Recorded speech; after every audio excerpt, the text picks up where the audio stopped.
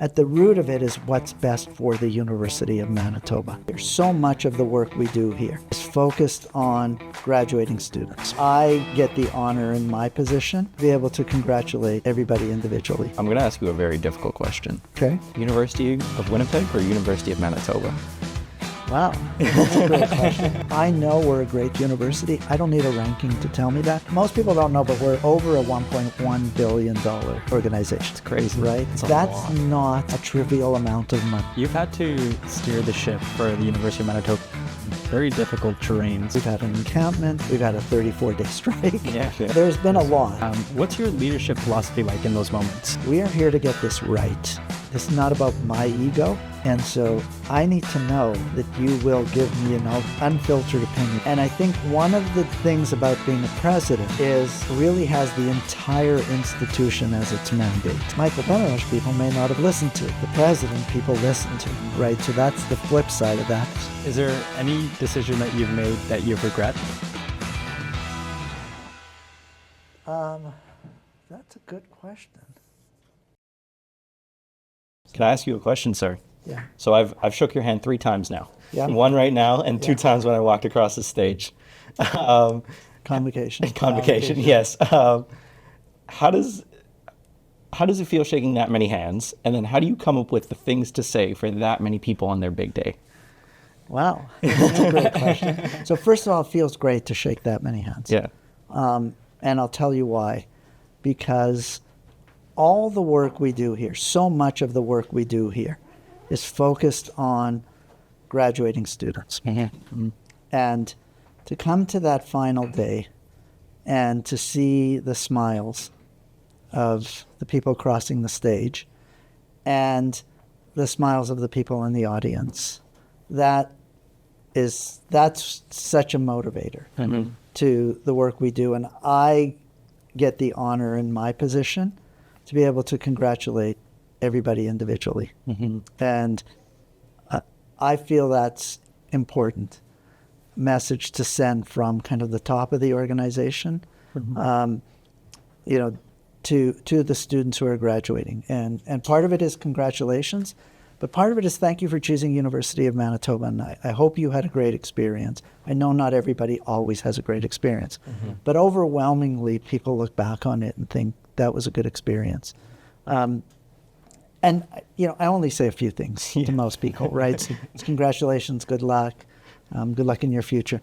There's the odd person who comes across, a few people each graduation that I actually know. I've worked with at the university or I know from the public, and then I can make a more of a personal connection with them. You gave me a hug, actually. I did. I remember that. No I do shot. remember. There's no shot.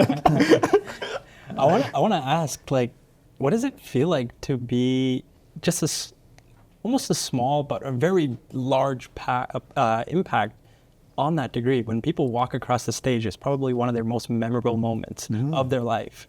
And you get to play a very key role in that. If you weren't here, maybe the university wouldn't be here, right?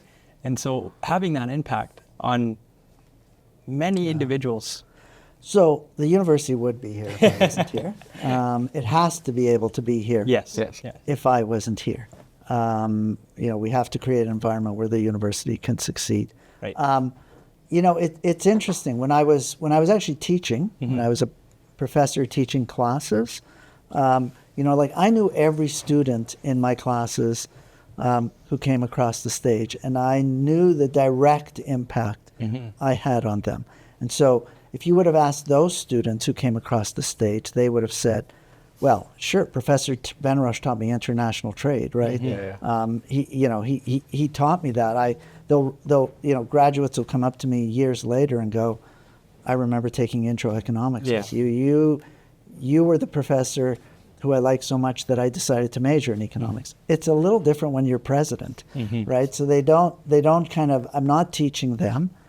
Certainly students in AMSU or the Graduate Students Association, we meet and they see my work, but a lot of the work is more in the background, trying, lead an institution, making decisions. So, around COVID, it was bringing a university online very quickly to make sure that students can still move forward. It was bringing a university back and making a very hard decision that we wanted people to have 2 vaccinations and wear masks.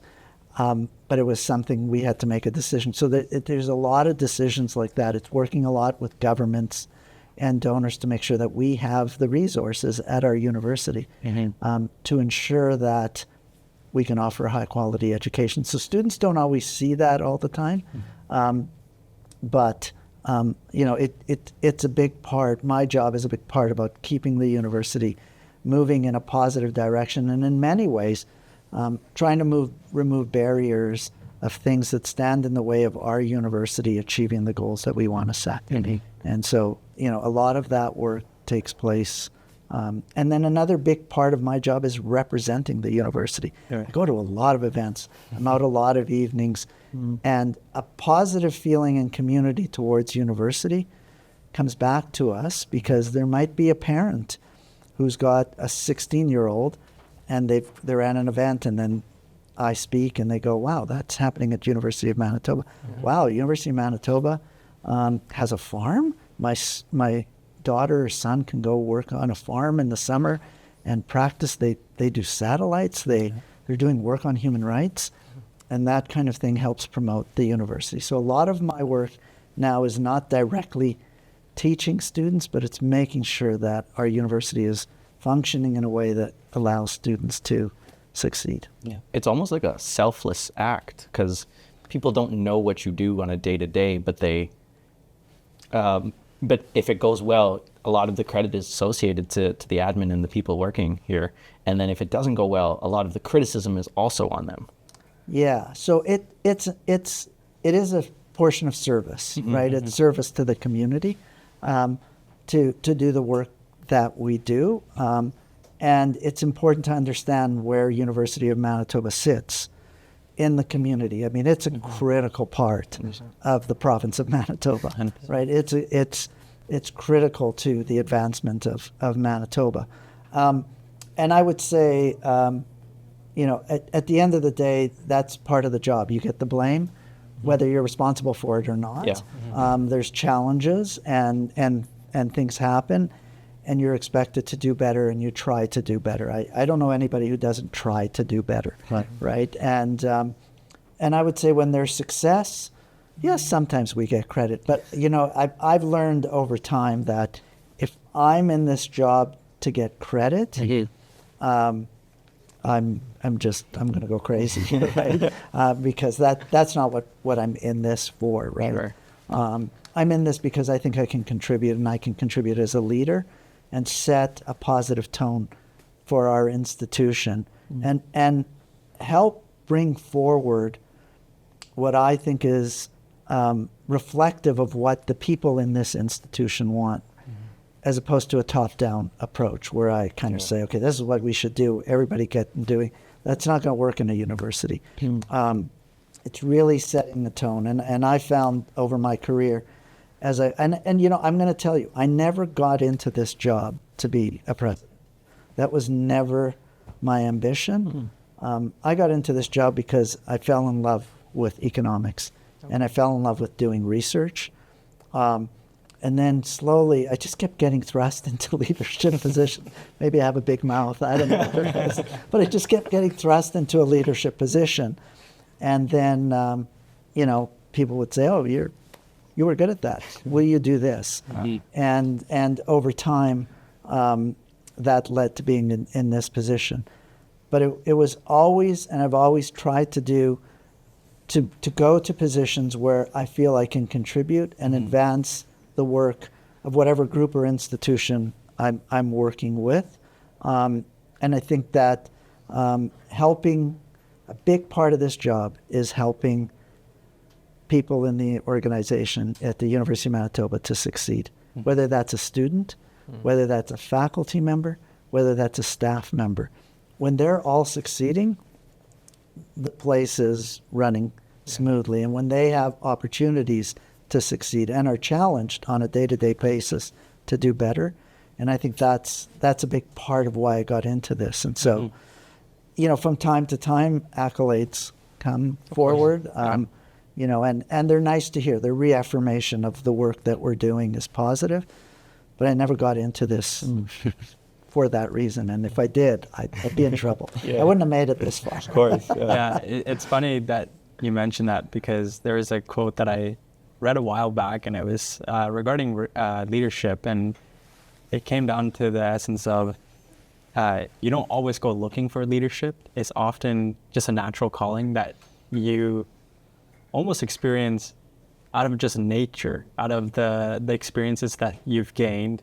And it's almost like a natural calling to you. It's not something that you go out and seek in the world, right?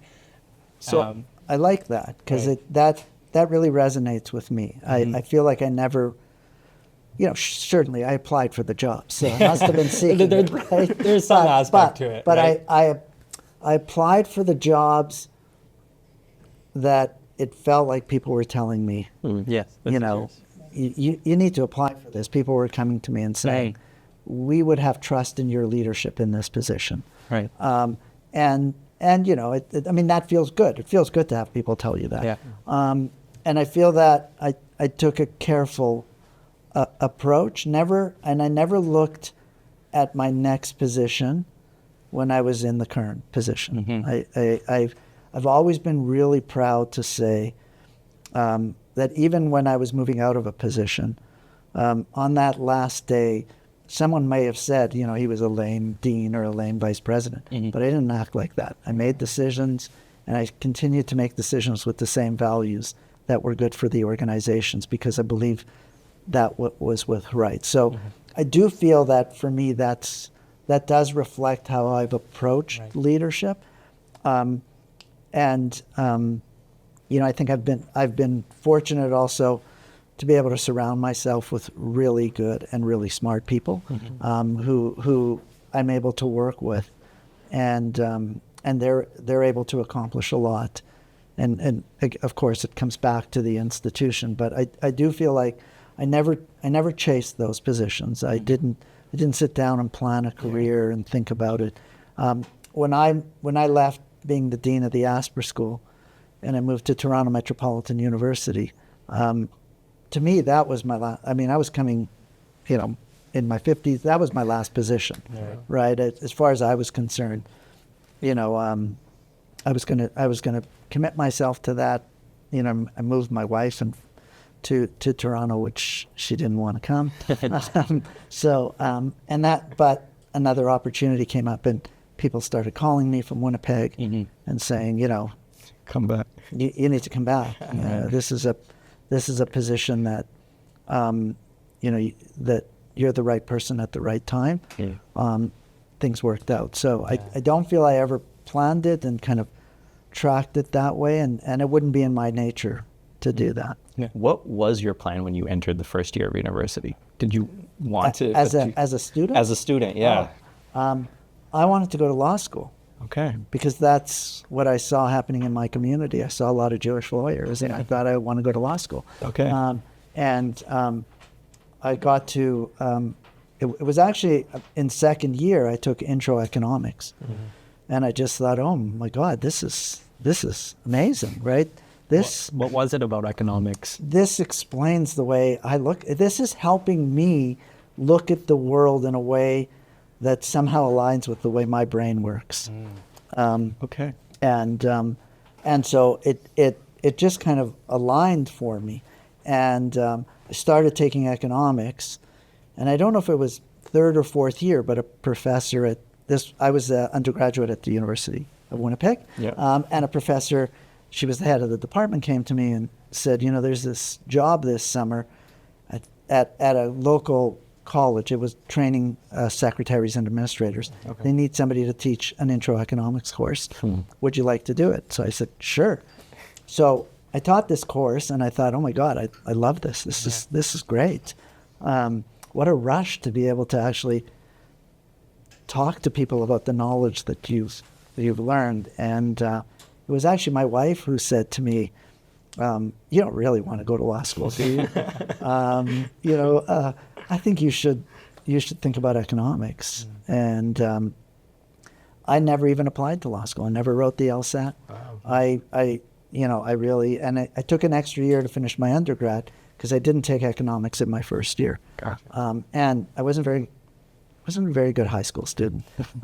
So I had to redo a math course to be able to take all the calculus and linear algebra and all of this. It's the way they used to stream people way back then. And so, I took an extra year. I finished an honors degree. And then I applied for a master's, and I got into these programs, and I thought, oh my God, I'm getting into the best programs in Canada. This is amazing. Once I did my master's, I knew I was going to do a PhD. Right from there, I had an idea of the areas I wanted to focus in on, and I was really lucky. I got a position back in Winnipeg to come back, and I spent 21 years at the University of Winnipeg, and so it just kind of Led your way there. it just kind of evolved in a way, and I think it was something I learned was that I ended up following my heart about what I became passionate about, and that was a really good lesson for me through life and making these hard decisions. Is if your heart wasn't in it, this wasn't what was really motivating you, don't do it. And so I've always put my whole heart into the things I'm doing, and when I don't feel I'm doing that, then I can't serve because it just doesn't fit. Doesn't come naturally to me. Doesn't fit with my philosophy. Yeah. I'm going to ask you a very difficult question. Okay. University of Winnipeg or University of Manitoba? So I love both universities, but I am the president of the University of Manitoba. But you spent a lot of your time in U of I do, W. and I love University of Winnipeg. It's a great institution. There's some overlap between us, but there are some students who they need the bigger place. They need the greater variety, and they want what University of Manitoba offers, and they should come here. There are some students who need a smaller environment, a different environment, and University of Winnipeg is a great environment for them. Obviously, we have all the professional schools here, but I will tell you, if I go to a Bison game against the Westmen, I'm cheering for the Bisons, 100%. Yeah. It's not even like 99.8. Yeah, I am 100% cheering for the Bisons. Yeah. So I've come to really love the University of Manitoba, and what makes it great. And I care deeply for the institution, as I do for all the post-secondary institutions in Manitoba. Each one serves a really important purpose within our community, and I want to see all of them be strong. You've had to steer the ship for the University of Manitoba through some very difficult terrains, particularly the COVID time, and making the call of switching the entire university to online. What's your leadership philosophy like in those moments? A great question, because I think it's a philosophy that I use no matter what the situation is. And so, during this time we've had an encampment, we've had a 34-day strike. There's been a lot. Ups and downs. And I feel in a lot of ways, even the strike was a statement against a government who had implemented a mandate which was very difficult for our faculty to be able to accept. I feel a lot of those kind of came from outside and impacted the university. But my philosophy is to bring a group of the people, the decision makers and others together, and to really listen to all opinions. Most of the time, a consensus will come through that, and I'll help lead and guide that conversation. So getting the right people around the table, looking at all the angles, and not responding like at the moment. Like sometimes I will, especially if we can't come to consensus, I will say to the group, I just need a little time. I just go back and think about all of this. But at the root of it is what's best for the University of Manitoba. And start with that for everybody on the table. what is best for the University of Manitoba? In the case of COVID, the university was already virtual at the time. But how do we maintain that going forward? Once COVID was over, we had to make some strong decisions. We decided at University of Manitoba at some point to bring everybody back. And that wasn't just students. Right. That was staff, faculty also. And I'm really happy we made that decision. I watch now organizations who are struggling still 2 or 3 years after COVID to bring people back. You know, I think we were clear, and I was clear, this is an in-person university, that at the age of 18, you need to be with people, right? You need to see people. And if our students need to see each other, then we as faculty and staff need to be here for those students. And I think most of the time I've been lucky, you know, you can speak to others. Maybe it's my leadership style that helps us get there. We've reached a consensus around that table and we've moved forward. There's been a few times where that consensus hasn't been able to be reached at the table. I will go back, think it through. And I think one of the things about being a president is, in many ways, it could be the only position in a way that really has the entire institution as its mandate. And so sometimes decisions have to be thought through for the entire institution. So whereas others will have portfolios and then they try to look at the whole university, but it's really hard when you're trying to protect your own portfolio, and it's natural. When I was the dean of the Asper School, I was the defender of the dean of the Asper School. I wanted what was best for the Asper School. Oh yeah, and the rest of the university, right? And I expect that. A good dean, a good vice president, a good associate, that's what they do. They advocate on their portfolios. But as president, I have to look at the whole institution. And so sometimes I'll make a decision that is best for the whole institution. And there's people who will disagree with that, be very angry about it in the moment. But the decision has to be made, and I've been lucky that those decisions have worked out. And from time to time, there are people who feel that's just not an environment I want to be in. And people have to make their own personal decisions, but the decision has to be made for the university as a whole, and then how we continue as an institution, and that means everybody. That means our students, right? That means our alumni. That means our relationships with government, our relationships with community. What we're doing has to balance all of those, and sometimes that's difficult to do, because you're not going to satisfy everybody. But at the end of the day, sometimes hard decisions have to be made for the better of the university, and you hope that the negative fallout of those is minimal.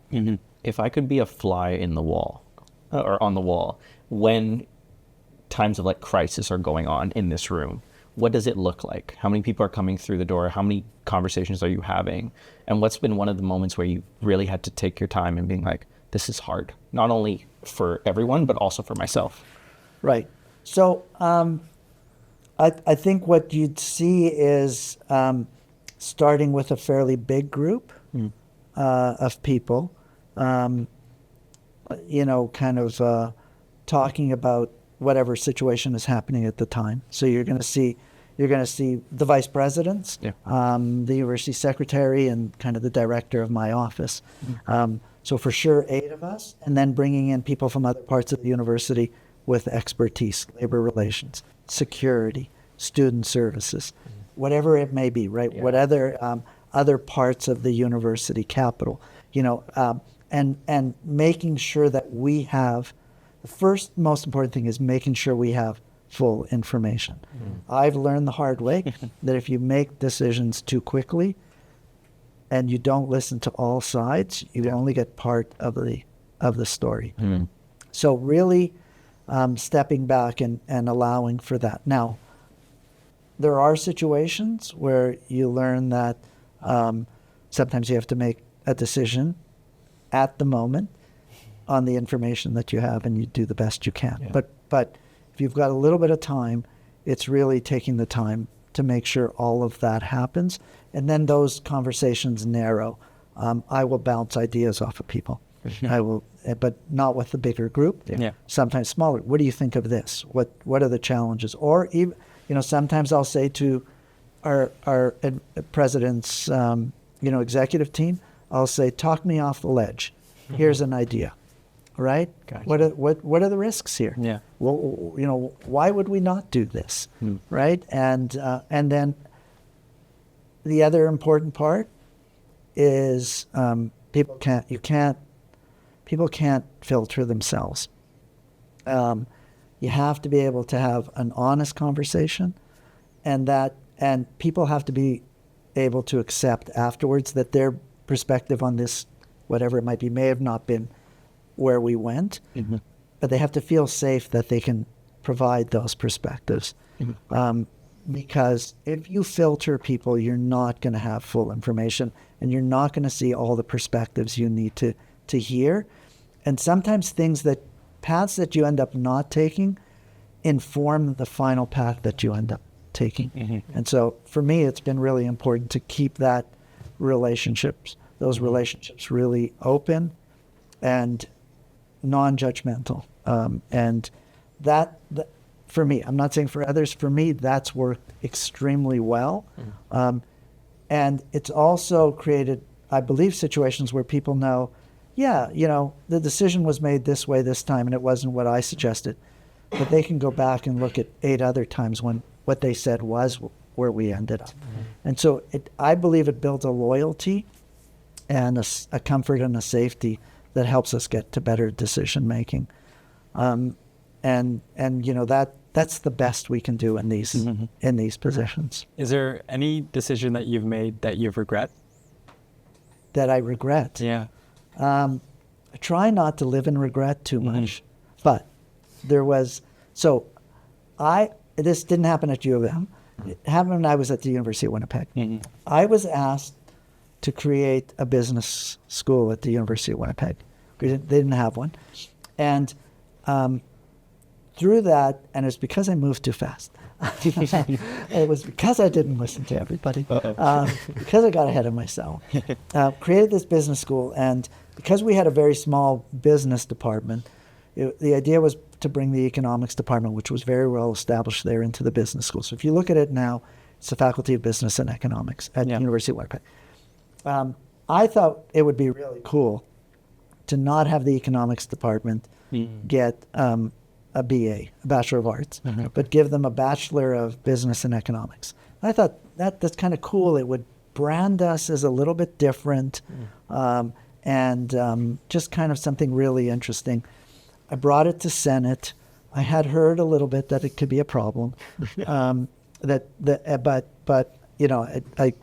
got moving, and it was passed, and we changed. The students didn't get a Bachelor of Arts. Well, almost within a couple of months, we started to hear from our honor students that when the economics honor students, when they were applying for a master's in economics, these schools were saying, "What's this? We don't want." Business students aren't prepared to do the mathematics of economics, and so they said, we don't know what this degree is. And so it took me about 30 seconds to realize, that was a mistake. And so I took a proposal back to Senate to say, we need to reverse this decision. It was the wrong decision. My apologies. But the right thing here to do is to still call it a Bachelor of Arts in Economics, even though it's in the Faculty of Business and Economics. So, that's one that really comes to mind as a decision that I actually had to stand up publicly and reverse. I should have said earlier, one of the things I tell people who report to me is, we are here to get this right. This is not about my ego. And so I need to know that you will give me an unfiltered opinion if you don't think we're getting this right. Because if you don't give me that, I'm going to make bad decisions because I'm not going to get the information that I need. So I think we're in this to get this right, It's not about Michael Benarroch. It's about the University of Manitoba, and what we want to do is get it right, and we hope that most of the time we do. Is there anything strategic you do to make sure that people are unfiltered? Or allow them the comfortability to share with you? I think I just constantly encourage it, right? We just had a really good Senate meeting at the University of Manitoba where we discussed a statement on freedom of expression that we're going to adopt at the U of M. Okay. It is really important to have an open conversation there. And, before the meeting I asked them to read the statement and then come prepared. And we got comments from, this doesn't go far enough. We think it should override every policy, to this is too much because this would allow somebody with maybe racist views to come on campus, right? So, and then a bunch of people in the middle. Yeah. But I watched the conversation happen, and I left afterwards thinking, I hope that we were able to have that kind of conversation because they're feeling comfortable that this is a safe place to be able to do that, and there won't be retribution for people who have their views on one extreme or the other. And I tried to really focus on an environment where that happens. And so reaching out to people I know are mad at me, right? Saying hello to them in the hall with a smile. Yeah. And saying, I don't hold that against you. I mean, that's your personal view, and I think that's great. I think as president, I've come to learn that it's Michael Benarroch is not speaking. The president of University of Manitoba speaks when I open my mouth, and that's very powerful. And so to only use that in the minimal amount of cases where it's necessary for me to exert my authority, it's not within, I don't think it's within the culture of University of Manitoba or most universities. And so, I think letting people know that, I hope they feel that they do have permission to be able to speak freely. Because I think that's what creates a really robust university. And by the way, it often means that I defend the right of people to speak on thoughts that a lot of people don't want to hear. Yeah. So it's not easy. Yeah, that's hard. I mean, I'm defending people I don't agree with. That's hard. But that's part of the job of the president. When did you learn that technique, I would say, for the lack of better words, but to distinguish between, hey, this is my personal, this is me, and this is the University of Manitoba president? Yeah. So I will tell you, I don't know why I didn't think about it like in a really kind of concrete way before I became president. But one of the things that kind of was a real aha moment very early in my term as president was that realization that I no longer had a personal voice, that my voice was that of the University of Manitoba. So I used to be on the radio quite a bit speaking about, especially doing economic analysis. I would be on the radio, I would be on budget day. I don't know if you know Christopher Adams. He's more of a political commentator, right? So often he and I would be in the government lockup, and then we'd go on CBC radio. I'd be on other radio stations, and I would give commentary on the budget. Well, I can't do that as president, right? Because that would be speaking on behalf of University of Manitoba, and that's a very different conversation. Right. So I very early in my term realized that was my voice was that of the U of M, because on a number of occasions, when I first started, I met with a lot of people individually, and I was giving my opinion, and then they were going back saying, well, the president said we should do X. And it was more like, yeah, I really like that idea. I think that's something we should do. But that was Michael Benarroch speaking. I hadn't filtered it as president. And so I very early I realized that. And, it is a bit of an adjustment, but it's an important adjustment that you have to make as president.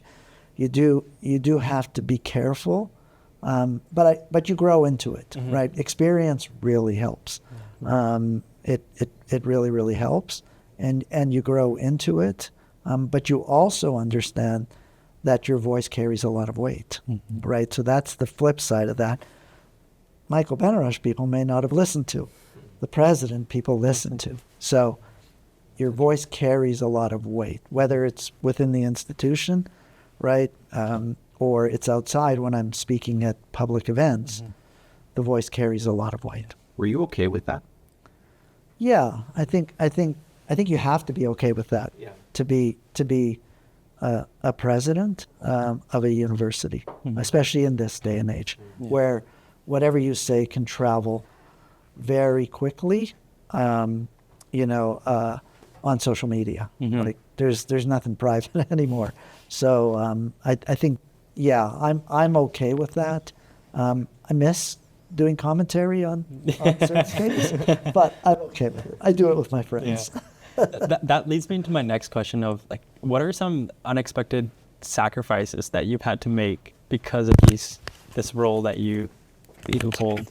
Unexpected sacrifices. So like something that you weren't expecting, like for example, not being able to comment Yeah. on the economic states, right? so that was certainly a sacrifice. Yeah. That I made. I mean, my schedule is not my schedule anymore, right? Yeah. And so you sacrifice that kind of freedom that you might have. I mean, I still believe being a professor is one of the greatest jobs in the world, right? I got to teach what I wanted to teach. I got to research what I wanted to research. I got to travel all over the world to present my papers and to talk to colleagues and to speak to colleagues. But I got to choose what I wanted to do, right? So you give up a lot of those choices as you come into this position. And that's why I say it's a position it's a service position, right? You are serving the community. So it has its other benefits. But I think you give up a lot of freedom. I work long days. I'm out at events a lot. So you give up some family time and those things. I mean, I got into administration a little later in life because I had younger kids and I wanted to be there for the family at the time, and so you kind of give up some of those things, some of that freedom to do this work. Do you have a moment that stands out in your term here that like you were so happy about, or you achieved something, whether it's big or small, that you can recollect on the story of? A moment. I think there's been lots of those. Yeah. Lots of those moments. I think a big one was when we first presented publicly the new strategic plan. Okay. And been a bit of a rough road getting to where we were, because when you say about decisions that you regret, we started by hiring kind of a consulting company to help us. We kind of at some point realized, and we were getting a lot of feedback from community, that this wasn't reflecting what they were saying. And so, we adjusted. As I said, we want to get it right. We don't want to dig our heels in. But when we first presented that strategic plan to the community, and, there was some comments back, especially the first completed version, to see how many people said, yeah, that resonates with us. Nice. That reflects our university and where we want to be. And it wasn't just faculty, it was our staff also, and many of the students in leadership who said, yes, that resonates with something really Manitoban. Cool. I think that was a real moment where I said, okay, we started this process to get to this point. When you have unanimous approval for something like that going forward, it reaffirms that you've done the work in the way your community wanted you to do that work. And then how do you celebrate those moments, or do you at all? Yeah, we celebrated that one by actually having a celebration, Nice. right? And we brought Yeah. different people from the university. We had like booths. Cool. We had an announcement. you try to celebrate those. We probably don't celebrate these things as much as we should, in part because we're a public institution, so you got to be careful how you spend money, sure. right? And so, but we did try to celebrate that moment. Yeah. When negative things happen on campus, how do you deal with it? There's been times where there's been violence on campus, and you are the public face. Yes. You're the first person that they have to point the fingers at. Yeah. And so in the moment of those heats, how do you deal with it? Yeah. So you own up to it, right? You don't. You first of all, you deal with the situation and de-escalate as fast as you can. In situations where, where it might be violence, for example, and we had a couple of situations, one which turned out not to actually be real, but one which, but it didn't matter. It felt real to the community, right? So in that situation, once it was de-escalated, we did a full analysis internally. We spoke to police and fire, and we talked about where the gaps were. Right. And we publicly came out to the community and said, we need to do better. Here are the gaps. And you work to fix those. We've done education on security, where we held a whole bunch of sessions. We've done physical upgrades to the building. We've done work with our security services and communication. We've done work on the U of M app, on the alarm system. We do more testing. We've educated, and it's ongoing. Right. But you don't kind of go back and go, no, everything's okay. It was a one-off. It didn't feel like a one-off to the community. It scared students. Right. And safety is one of those things that still comes up as a fear for students, even though, I know it's a safe campus. It's not 100% safe, right? I know you're safer on campus than once you leave campus, but it's not 100% safe. And so we have to continue to be vigilant in those situations. I try to do that, with all the things. When there was a cyber attack at another university, we kind of came back and said, whoa, are we prepared? Right. Like if there was a cyber attack, and we've learned that the key, if there is one, is how quickly you can close it down. How quickly can you close the system? So were we prepared, right? And do we go out to the communities? So you would have seen since that previous cyber attack at another institution, two-factor authentication across the U of M. Just like everything you open is like, 27 check times my a calendar, day. it asks me for yeah, it. it's like, but that's part of the upgraded security. Yeah. So again, if we run away from those challenges, then they're destined to happen again. And so this has not been my approach. You own up, and when we make mistakes, you own up. You hope you're not doing this every 3 days, right? Yeah. You own up to those mistakes and promise to do better, and try to deliver on that. Yeah. Coming from an economics background, do you have the view of like the university being a business of some sort, and like handling the thing like, yes, okay, maybe there's a large sum of money that comes in from, and we spend a lot, and there's like the business side of it, but there's also like the human side of it. How do you view that? So most people don't know, but we're over a $1.1 billion organization. Impressive. Right? I mean, it's not a small amount of money that flows through the University of Manitoba every year, coming from, comes from three main sources. Yeah. Right? It comes from students through tuition, comes from the provincial government through funding for the university, and it comes from the federal government and some foundations for research. Cool. So, we're about $250 million of research, but we're about $850 million for our general operations. That's that's lot. Not a trivial amount of money. That's crazy. Right? And so you have to, within the kind of rules of a university, there is a business element to all of this.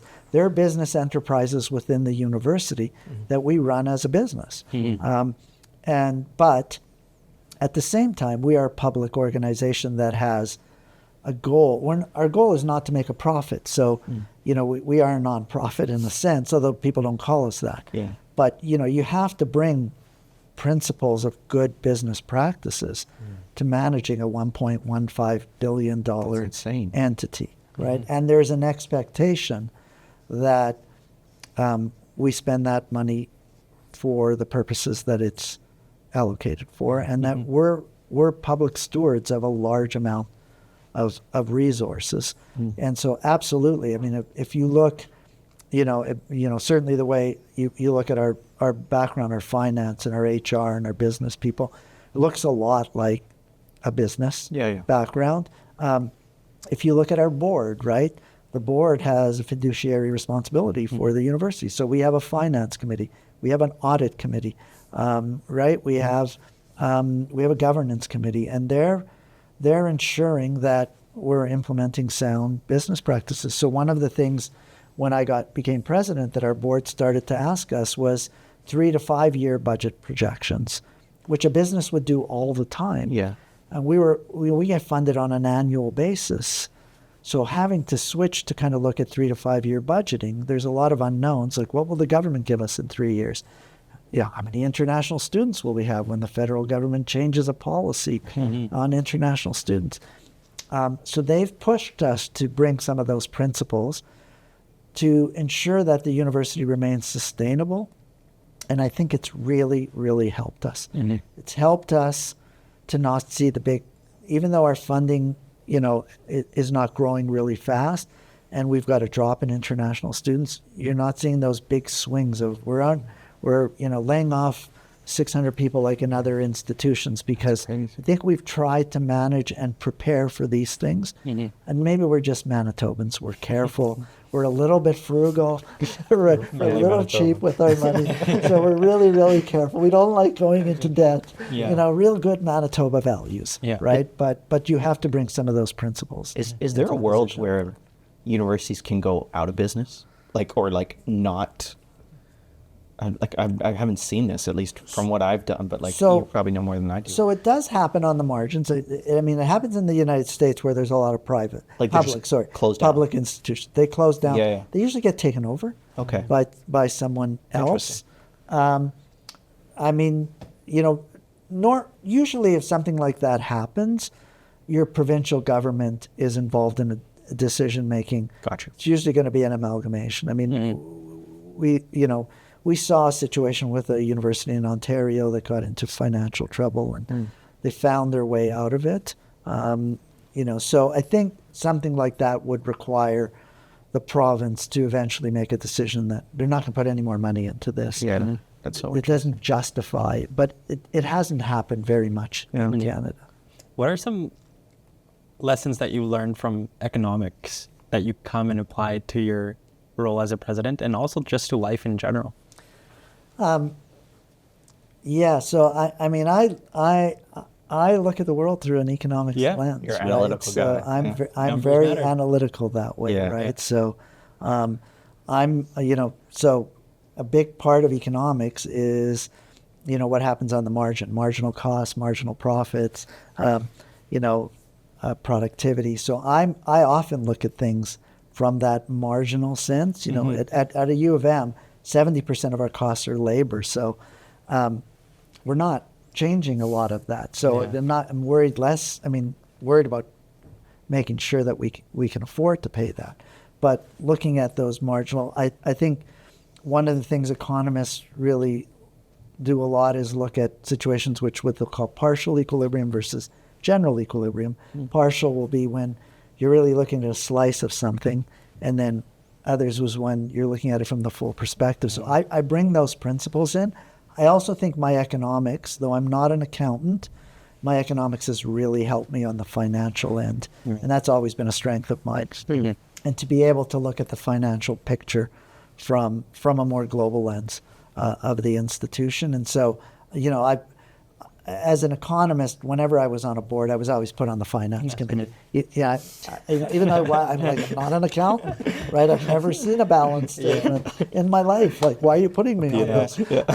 But I'm very comfortable around numbers. I was comfortable around and picked it up really quickly. And I think that economics has helped inform me through that.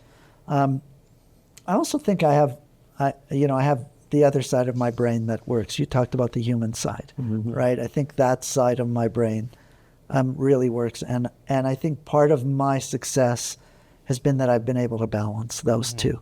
And so I don't come at it from just one perspective, but I can balance those. Right. And that in a university, I don't know about a private business, but in a university, that balance works very well, because at the end of the day, there's a lot of people within our university that are very uncomfortable with a university being run like a business. And we're not run like a business per se, but we have to balance budget. We have financial obligations. We want to make sure we get the best deals for the university when we're buying things, when we're building a new building. So there's a lot of, you need a lot of strength of people who would bring those business principles. We're negotiating contracts with companies. It's not like, well, we're public, so we won't negotiate as much, right? You have to bring those principles into what we do, and that kind of tone has to be set at the top. Yeah. How much time do you spend looking at other universities and like seeing what they do and how we compete on like a province to national level when you look at the rankings of universities? Very little time on rankings, I'll be honest. Okay. I don't spend a lot of time on rankings because I think that we have a particular mandate at the University of Manitoba that doesn't fit the rankings world. Okay. I think if and that rankings world is in some ways formulaic. So if you look at universities that have been more recently set up, especially in Asia, especially in China, they looked at the rankings. It appears as if they looked at the rankings, metrics, and they set up a university to match those metrics. And then they invested a lot of money getting great academics. That was part of it. But, they set it up that way. We're a provincial university with a provincial mandate. Our first most important mandate is to serve Manitoba and the needs of all of Manitoba. And in order to do that, I believe, and I actually believe in the value, we have to be accessible to Manitobans, all Manitobans, not just Manitobans who get a 90% in high school or higher, right? We have a different mandate here at our university. We have to offer many, many programs. We can't specialize. So we have to offer a lot of undergraduate programs. The rankings have a measure of proportion of undergraduate to graduate students. You look at the top universities in Canada, we have a good number of graduate students, but we have a lot of undergraduate students because we're offering many programs.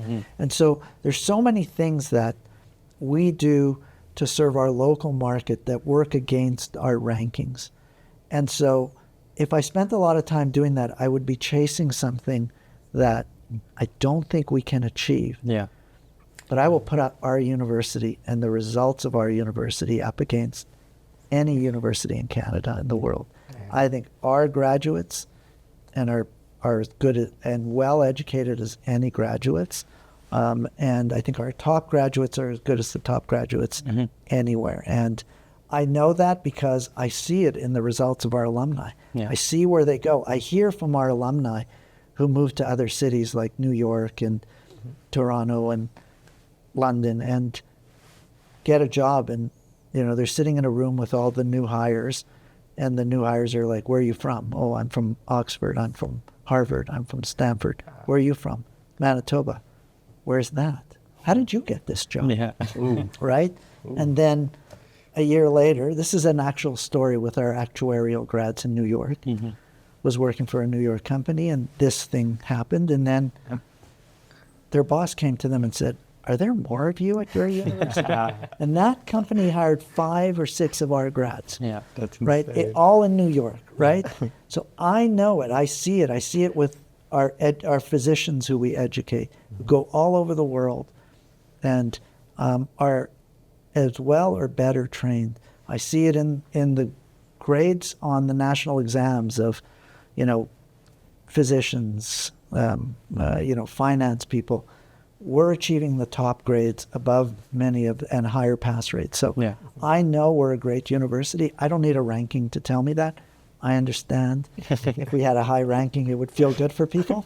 But I think we'd be chasing something that would actually divert from what our mandate is as a university. I That's do great. I do agree in the sense that oftentimes you don't need a ranking to tell you how good you are, because if you look at the results of our university, there's some phenomenal ideas and businesses and people that have come across Innovations. that allowed almost to change the course of humanity at one point. Yes. So what do you think it is about our university that allows for that? I think it's our Manitoba nature, right? So I think we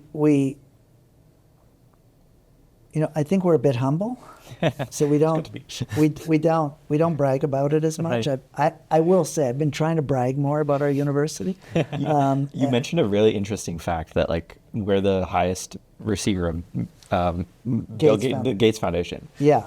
So our Institute of Global Public Health has received over $400 million from the Gates Foundation over a period of time. What are some other things that people don't know about Winnipeg and that the University of Manitoba that we can flex? So right now, our engineering school are building satellites, small cube satellites. We've just been given, work to put additional satellites up. Crazy. We have our Churchill Marine Observatory, which is world class, where researchers are coming from all over the world. Mm-hmm. We're probably the leaders in measuring sea ice. We had a big project in Greenland where we actually got deeper than anybody's dug before and looked at the ice and were able to analyze and help others. So there's so many things that we do in a research end. We've got the most Rhodes Scholars of any Canadian Western university, right? You don't just achieve those things by being average, right? Mm-hmm. You do it because you strive for excellence, and I think that we do that here in Manitoba, but we do it in our humble way. And I see it in our researchers. I think one of the really great things is how collaborative we are. Mm-hmm. And we're able to collaborate and do really good work, and we want to continue to do that and continue to, we are still ambitious. We want to do better. We want to grow bigger. But I think unlike maybe some other institutions, we're not out there bragging all the time, and that's so Manitoban. Yeah, fair. What do you think the university could work on? What can we work on? Yeah. So I think one of the things we can work on is improving all universities can always work on improving graduation rates, mm-hmm. right? So making sure that we better understand, the students who for some reason don't graduate. They go on to another, maybe we need to know a little bit better about understanding why they've gone. Maybe they've gone to another institution, which is fine. Sure. But I think we can do better with that. I think in the research area, we can strive to have higher impact research, and sometimes I think again it might be the humility of Manitobans. We kind of think, okay, it's good enough. We don't, but I think we can sometimes strive to take some of our good research and build it to be very good. Mm-hmm. And I think we're doing that better. Yeah. And I think we're thinking about it more. I think we could do a better job of informing Manitobans about how critical U of M is to this community and all of the places where we have an impact. And I think that would help bring people more on board to understanding where U of M adds positive value to the province of Manitoba. And sometimes I think, again, another real Manitoban trait is, it's gonna, it's the U of M, it's the Winnipeg Jets, it's the they're okay, but we're not. We're really good, right? And I think sometimes we need to continue to do a better job to be able to get that message out, because it is important, and we want people to be excited about what we're working on at the University of Manitoba. And it helps because the federal government gives out a lot of research money. And we want to make sure that they understand that that not that Manitoba should receive its fair share. Manitoba should receive the share it should get based on the great work that we're doing. And if we're not out there promoting ourselves, that's not going to have results. Knowing the knowledge that you know now and the experiences that you've gained, if you were to go back to the start of your term as president, would you do anything differently? That's a good question. I wouldn't do a lot differently, actually. As I told you, I don't really live in regret. I kind of try to look forward. I might have started a little bit earlier with advancing a stronger agenda in Ottawa. But COVID, my challenge with that question is the first 2 years were COVID. Yeah, you started in 2020, right? That's right. Yeah. And so there wasn't anything we could do different. That everybody was at home. We were just struggling to make sure students, got through. Such a weird time. It was a strange time, and so it in many ways, I feel like I've been president for 3 years because I actually didn't do my whole job. A big part of my job is promoting the university, talking to government officials, being out in public, being the face of the university from the administration. And I didn't do any of that during COVID. Yeah. So it doesn't feel that long ago, 3 years ago, to look back on that. I think we've really done things well. Certainly there's been challenges where I look back on things. I think one of the big challenges at University of Manitoba is how old our buildings are, and how we're going to keep those buildings up and what new buildings we need. Maybe something I would have done differently, that probably would have, was we're in January we're going to have a session where we promote a 30-year vision for what this university will look like. Looking back, that would have been great to do in year 2. So now we would have been working 3 to 4 years. We're putting a lot of money into keeping the university up, and sometimes we're just patching. We're putting Band-Aids. So a great example is the swimming pool, which has been closed, and needs like a major repair. And it's more than a repair. It's basically rebuilding the inner part of the pool. That's a classic kind of case of where we just kept patching it, 10,000, 15,000, close it, patch this hole, do this. And because we didn't have a kind of coherent plan to say, what parts of the university should we not be investing in capital? Like what buildings should we not put $1 million to patch anymore because in 2 years it's going to be another $1 million. What we really need to do is build a new building. So we have now done that analysis. And given the scale of our capital needs, I wish I would have done that earlier. And part of it was getting the right people in place to be able to do that, and we have them now. And part of it is that I didn't have that experience. And I think it was one day when I just came in and I said, "Come on, this is crazy, right? What are we doing here? What's happening with capital? How do we approve who gets to fix their part of the building first?" When I'm hearing, visiting faculties, and each one of them is telling me about a part of like a science building, which they showed me the labs. They looked like, a 1940s lab, You could use them in a 1940s movie. You know, Second World War lab where they're trying to invent the H-bomb. Well, this is what our labs look like, right? And it's like, you know, and then I saw that in agriculture, and you see that over at the Health Sciences Center. So it was so overwhelming.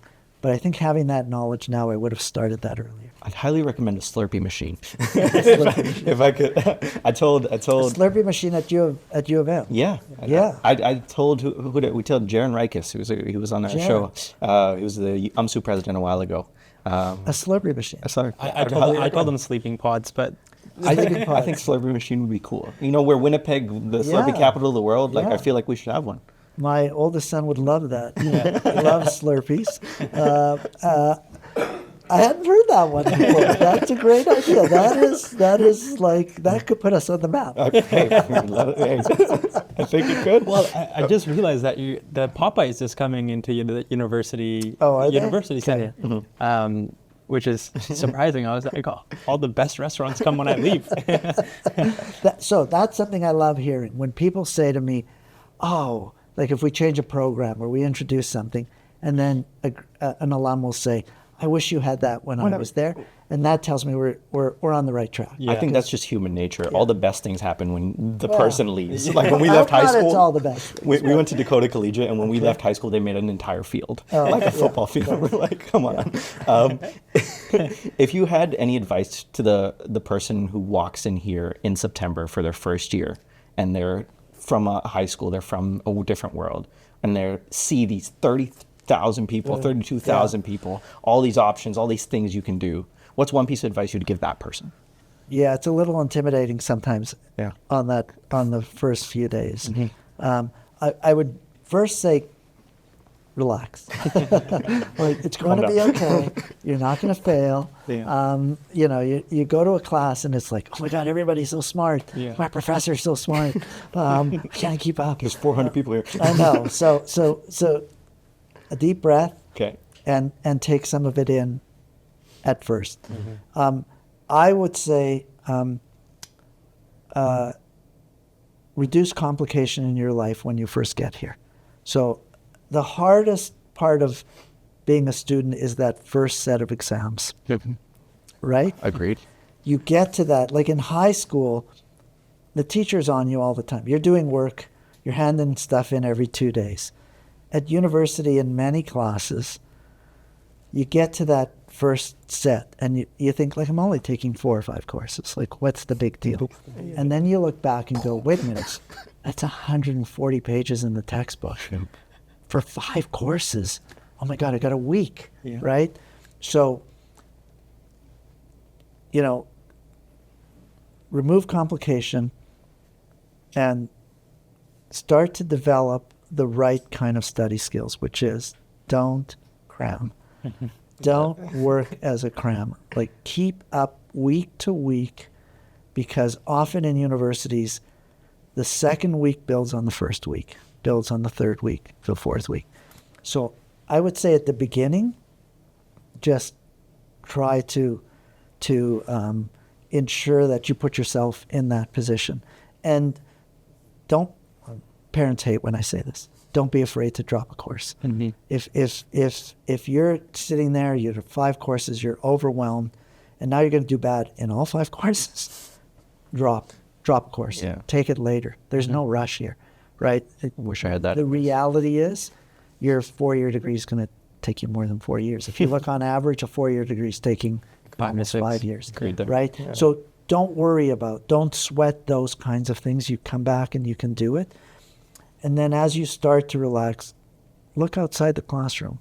There are so many good things happening at university, which happen outside the classroom, and you'll meet new people, you'll gain new experiences, and keep those two in balance to fully take in the experience of a university. And then the final piece is don't be afraid to ask your TA or your professor.